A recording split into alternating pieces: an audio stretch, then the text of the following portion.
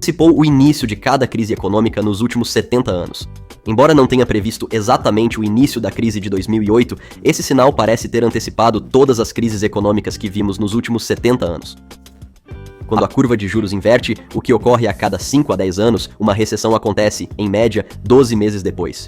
Apesar de recessões terem ocorrido sem a inclinação da curva de juros, o sinal até apontou o início da Grande Depressão nos anos 1930. Quando a curva de juros inverte, o que ocorre a cada 5 a 10 anos, uma recessão acontece, em média, 12 meses depois. Mas quando a curva começa a se inclinar, saindo da inversão, descobrimos que leva cerca de 5 meses para a recessão começar. Em 2023, vimos a curva de juros se inclinar significativamente. Se isso for verdade, significa que a próxima recessão começará em fevereiro de 2024.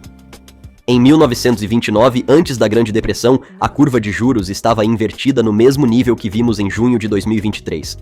Há quase 100 anos, era assim que o mercado de títulos sinalizava condições econômicas ruins e uma provável recessão.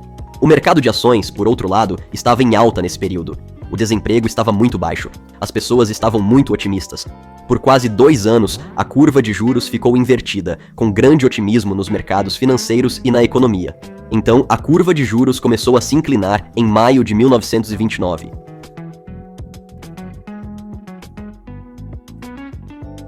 Meses depois, em outubro de 1929, começou a maior queda do mercado de ações e a Grande Depressão nos últimos 100 anos.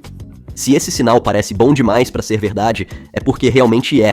Voltando à crise financeira, a curva de juros começou a se inclinar em novembro de 2006. Mas isso foi mais de um ano antes da recessão começar, não 5 meses. Em 1970 e 1973, ambas as recessões começaram com a curva de rendimento ainda invertida. Então isso é 0 meses. Não houve atraso entre a inclinação e o início da recessão. O tempo médio entre a curva de juros se inclinar e a recessão começar é de 5 meses. É um período bem mais curto que os 12 meses de espera após a inversão da curva. Mas 5 meses é uma média. Nem sempre é assim, pois outros fatores podem influenciar a rapidez de uma recessão.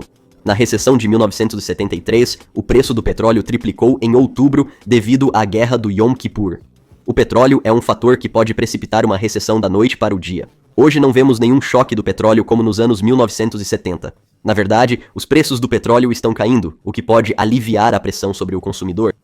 E o mundo é de quem investe. Deixe o seu like, ajuda o canal, divulgue esse conteúdo para outras pessoas.